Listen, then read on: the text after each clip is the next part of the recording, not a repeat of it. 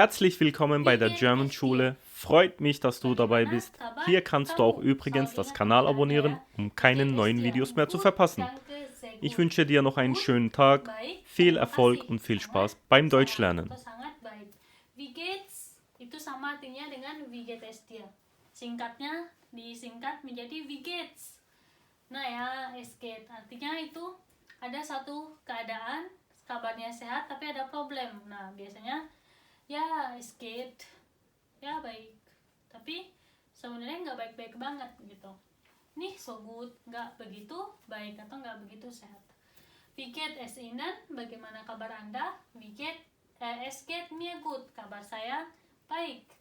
Und Ihnen dan Anda super.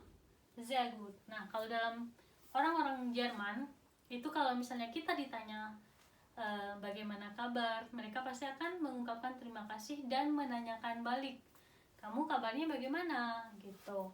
Nah, sekarang kita masuk ke beberapa ungkapan yang ada dalam bahasa Jerman. Guten Morgen artinya adalah selamat pagi. Guten Morgen. Terus Guten Tag, selamat siang. Gute Nacht, selamat tidur. Guten Abend, selamat malam. Nah, dua ungkapan ini digunakan saat malam.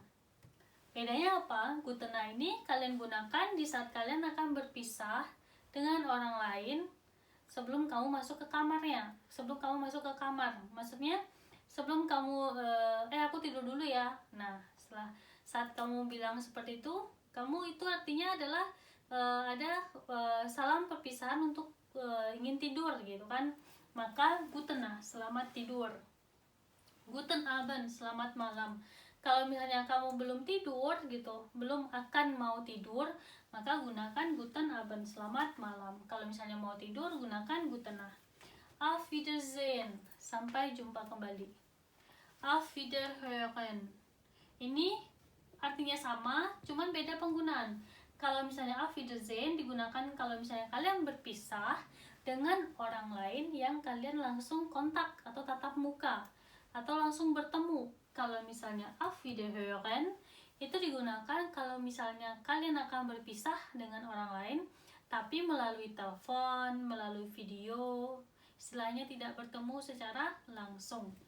Nah, tschüss, bis morgen, bis bald. Tschüss sama artinya bye, bis morgen sampai jumpa besok, sampai ketemu lagi besok. Bis bald sampai ketemu lagi secepatnya. Bis später sampai nanti. Bis nachher sama artinya juga sampai nanti. Nah, kemudian saya akan menyebutkan beberapa anggota keluarga dalam bahasa Jerman. Ini untuk pengetahuan ya. Großeltern. Großeltern artinya kakek dan nenek yang berada di posisi Großeltern. Tochter, anak perempuan. Bruder, saudara laki-laki. Kinder, anak. Schwester adalah saudara perempuan. Sohn, anak laki-laki. Mann, suami. Frau, istri. Silahkan dihafalkan.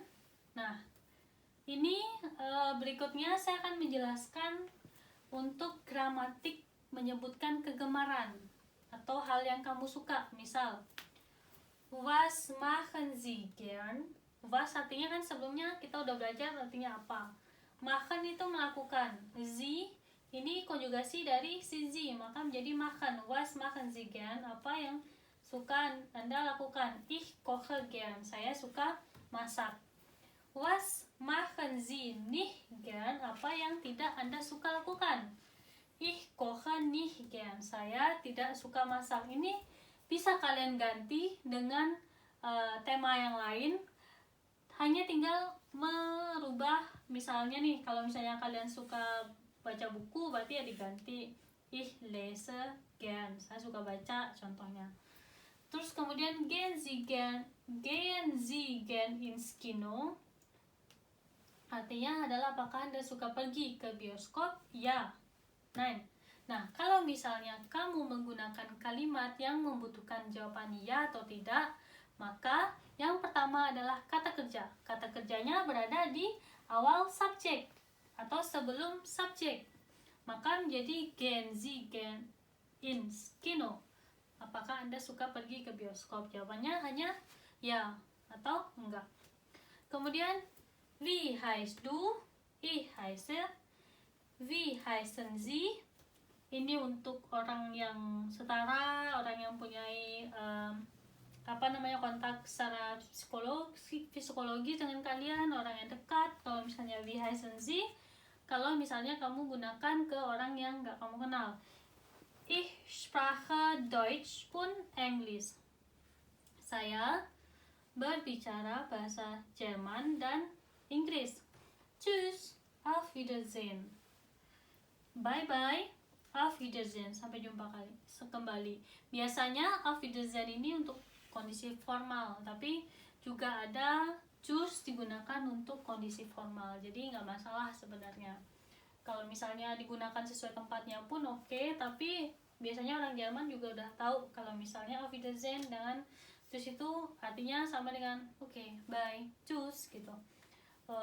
Tapi kalau untuk saya sarankan lebih baik kalau misalnya kalian dengan orang yang belum kalian terlalu akrab atau pertama kali ketemu atau kondisi dalam kantor atau pekerjaan, gunakan auf Wiedersehen, bukan tschüss. Oke? Kalau misalnya kalian ada pertanyaan untuk beberapa gramatik yang ada di video ini, silahkan tinggalkan jejak di kolom komentar. Saya akan berusaha untuk jawab pertanyaan dari kalian. Sampai jumpa di next video berikutnya.